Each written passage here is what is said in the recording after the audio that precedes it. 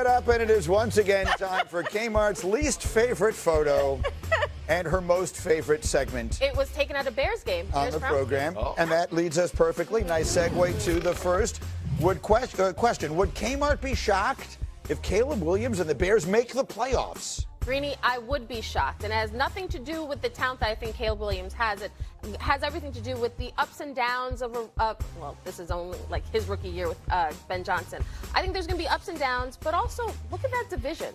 Every other team that he's playing in that division is a legit playoff team. Yep. So I'm going to say not shocked. I would say shocked for this year, but maybe next year. What do you think, Jeff? Domonique said earlier he wouldn't be totally stunned if the Bears kind of catch a little fire here. How about you? Totally stunned. You would be totally. Yeah. This is a learn the process year for Ben Johnson and Caleb Williams. And there are pieces and parts that still need to be improved for the entirety of the roster of the Chicago Bears to help them be better. And he will continue to learn the game, which, again, I agree with Kmart. It'll set them up for next year. They're not playing the Cowboys week in and week out, y'all. They're not giving up all these explosive plays on the back end. Like, it's going to be more. I'm surprised that you guys are focused on the offense for what might keep them out of the playoffs. I think if they don't make it, it's not. I think the offense is on track. I expect that to continue to get better. The issues on defense and the style of defense that they want to play, I don't think they have the personnel to support. Yeah, that's the more agree. Part. Agree with that. And I made a stupid comment earlier when I said that division isn't what we thought it was going to be. I couldn't be more wrong. The Lions are ridiculously good. The Packers stubbed their toe, but they're ridiculously good. Minnesota, without their starting quarterback, just won a game 100-6. Oh, I thought you were talking about the Ravens. I didn't know. Over there with Dominique. Mess up, Greeny. Yeah, messed up. Come on, Greeny, get your game right. I had a moment of just absolutely not knowing North what Carolina I was talking comment about. that. Not my best moment. The Carolina thing was Nate's fault. Sorry, I All right, let's go back to Kmart. Come on. Kimberly, would you be shocked if the Lions make the Super Bowl this year? Are you kidding? Not shocked. Listen, they're loaded. And this is a team where their window is still open. They got the quarterback. Even if it's a new configured line, the line has played well. They've got the defensive pieces, Aiden Hutchinson, who can stop him right now. So I think they definitely could win a Super Bowl. You know who agrees with you? ESPN Analytics. Wow. Give me B14, Cindy. Really? The Detroit Lions are now the favorite to win the NFC, according to our analytics, with a 20% chance. Wow. By the way, the highest probability of making the Super Bowl in the entire league is the Bills. So Bills-Lions is the likeliest Super Bowl. That was my preseason pick. Just thought I'd say that out loud. What would be such a cute Super Bowl. Lions-Bills. Both of those teams really deserve a championship at some point. That would be lit. I mean, that would be lit. That would be lit. It would be lit. I mean, don't you think those fan bases can take over Santa Clara or San Francisco or wherever it is? Where's the off button? Where's the off button on this thing? Talk to me about Lions. Are they the best team in the NFC? No. I don't think they're the best team. I will say this. The part that I'm most excited about seeing is the way their defense, they had a hard time creating pressure. I understand the injuries last year, but even before that, they had a hard time creating pressure. They got after the Ravens last week, and they did some interesting things defensively. Do they continue to do that to create rush? That's what I'm excited about. Your answer is no because of the Eagles? Just to be clear, like that's the team. Go ahead. I like when Jeff started talking about that defense.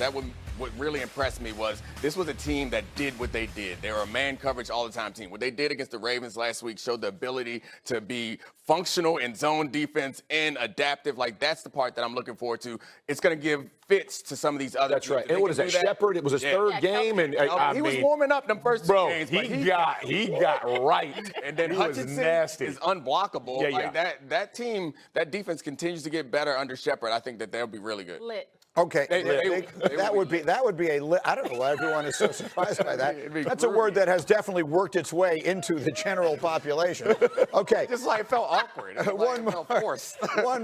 Kmart, would you be shocked now that the Giants have gone to Jackson Dart?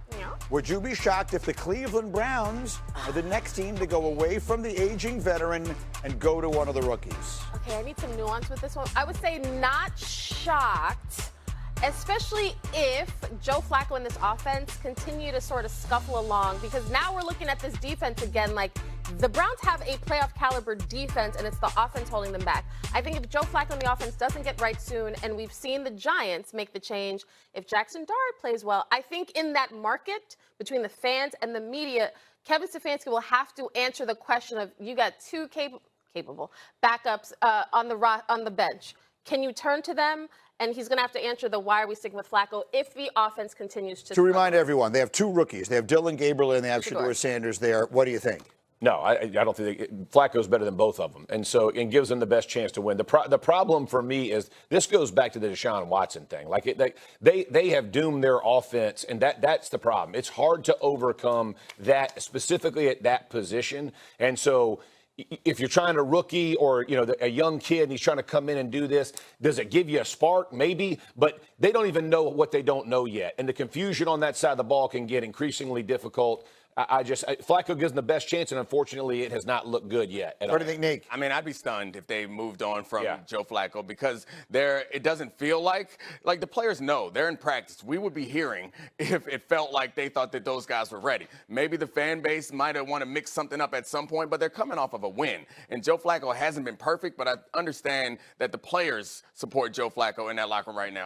And they really should be 2-1. They miss a field goal against Cincy, like they should be 2-1. Right. Unfortunately, they don't get that done, but it's. But that's because of their defense. Their defense absolutely has kept them in all these games. The Ravens game got away from them a little bit late, but the Browns have scored 16, 17, and 13 points in their 3 games. It has just been the continuous thing in Cleveland where the offense, going back to the Deshaun Watson decision, that offense has held them back for sure for several years. That's a fact. Well, when you make a mistake like they made on Deshaun Watson, giving up everything they gave up, and now at this point, more significantly, all the money they have tied up in it. That's right. That's a mistake that is going to devastate your franchise. The question is, can they do better than what they have? Would these rookies make it better? Russell Wilson. Myles Garrett can play quarterback? He's so good. He's obviously. What about Russ? We put Russ over there? Stop it. We're going to replace Joe Flacco with Russell Wilson. I mean, let's go. The 2 aging guys, bring them in. Let them rotate. I was joking. I was too. Okay. You thought I was for. I'm talking about 2 rookies. Serious. I'm talking about 2 rookies. You're talking about 2 guys who eat dinner at 5 o'clock at night, which, don't get me wrong.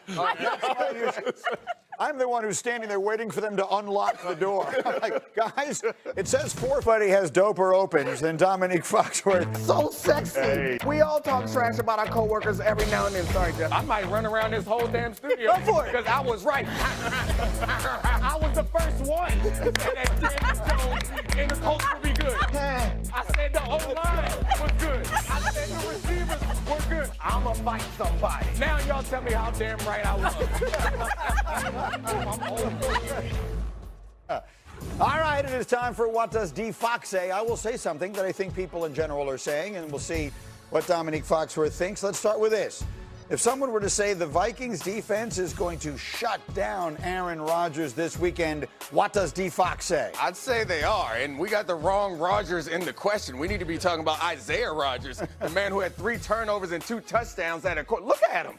At a cornerback, you think you're going to catch this man? No chance. That was his 2nd touchdown. He had a strip fumble for a touchdown. That's the guy, and that's the team that I like in this matchup. As much history as we have with Aaron Rodgers being a successful quarterback, it seems like the recent history is him throwing the ball to the other team. And all the intercepts that he's had so far doesn't account for all the interception-worthy passes that he's thrown. So that was his hallmark. I don't turn the ball over. He's doing it now. Sneaky, interesting game. Minnesota playing so well with Carson Wentz the other day. Defense obviously had a lot to do with it.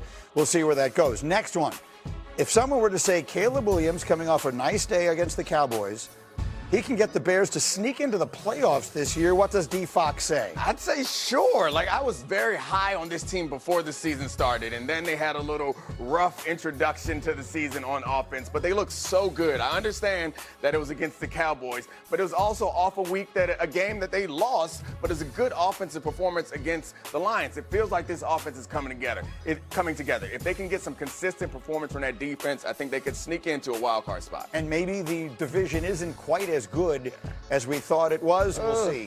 Minnesota, at least, maybe you think we'll see. Green Bay, bad loss. We'll see what winds up happening. Okay, last one.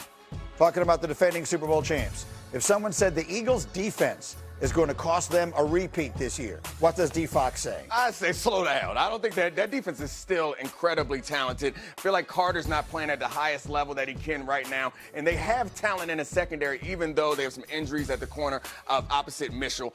I think they'll sort these things out. This defense is not as great as it was last year, but I think they can get back to that level by the end of the season.